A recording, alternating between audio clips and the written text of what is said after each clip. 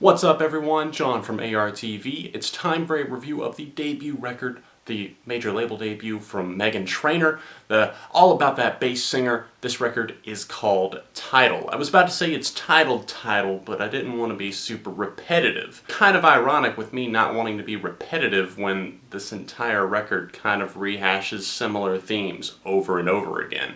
Now, right off the bat, no. I'm not really a fan of any of her singles that have come out to date, All About That Bass in particular. If you'd like to see my full thoughts on that, I did an episode of Ran It Out on All About That Bass, linked in the description down below, along with my Facebook, Twitter, and everything else. I think my main problem that I had with that song is that, yeah, maybe I'm digging into it a little bit too much, but I think it promotes the idea that everyone is inherently wonderful, and I disagree with that, and that's as far as I will take that argument. As far as Meghan Trainor's music goes, I won't say that it's horrible. I don't hate this record. I think the main problem here, this music is boring. I'm falling asleep while I'm listening to this thing because it's, like I said, the same thing getting rehashed and reworked for different songs. The main things that show up here on this record, well, she's talking about relationships, she's talking about drinking too much and then calling up a boy or texting a boy too much while she's drunk.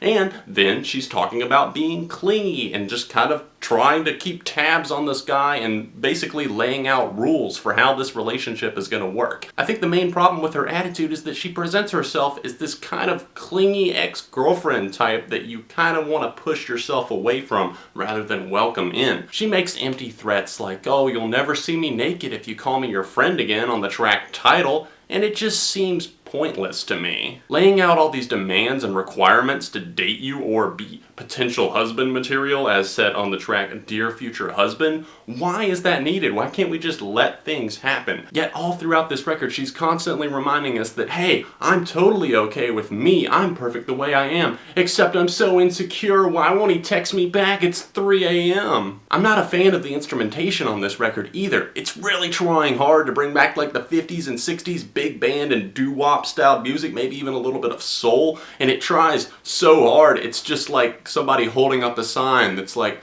hey, we've got free candy here, come get your free candy. She's luring us the whole time with this throwback appeal, but is there really anything there? The answer is no, not most of the time. There are a few tracks that I don't mind here on this thing. Surprisingly, the cut Lips Are Moving, which is the final track on the standard edition of this record, it's actually kind of grown on me. I heard it a few times before reviewing this record and sitting down and writing my thoughts on it, and I gotta say that it's got kind of a catchy beat. It still, once again, kind of harkens back to the 60s, I feel like, most prominently on that track, but it does so in a way that it's like not too aggravating. It doesn't really grate on your nerves because she's not constantly being so upfront about what she wants. She's kind of just letting life happen more so on that track. And yeah, she's calling a guy out for being a liar, but it actually kind of works in a fun kind of way. Some of these tracks do get a little bit playful, and I understand that, and I know that, like Spectrum Pulse said in his review, I am not the target demographic for Meghan Trainor's music. But here's the thing, even though I'm not that target demographic, it's like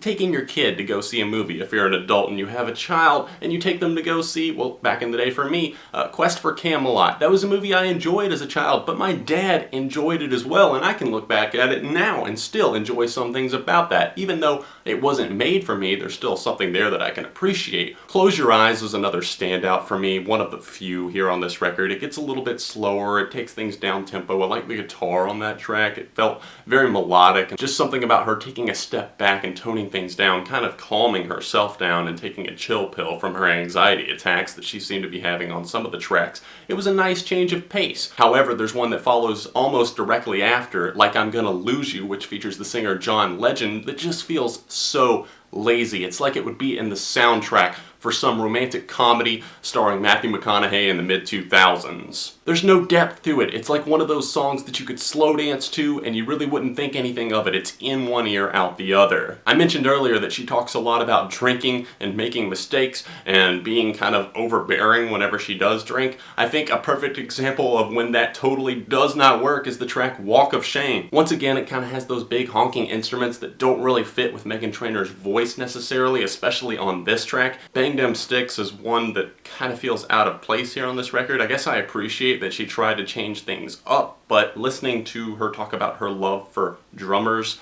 just does nothing for me. The final track that I'll mention is the cut What If I, which once again shows off that Meghan Trainor can sing. She does have some talent with her vocal range there. The main problem I have with the record though is that it's a total snooze fest for me. I'm not having any fun with it. I think that maybe if there were some other genres infused into this and maybe she got some new ideas and different approaches lyrically, that I would be more into it. So I will say that Meghan Trainor has some potential, but I am not enjoying Tidal really that much at all. I'm feeling a 2 out of 5. So what did you guys think about Tidal from Meghan Trainor? If you've heard it, let me know your thoughts in the comments section down below. Keep in mind that this is just my opinion, so let me know yours down there. Of course, subscribe to the channel and hit the like button if you would like to see more reviews from me. I appreciate you guys watching. Consider donating to the channel if you'd like to see more content and help me keep the reviews keep flowing. It's the top link in the description down below. If you want to see that last review, you can click directly below me in that little box. I will see you guys very soon right here on ARTV.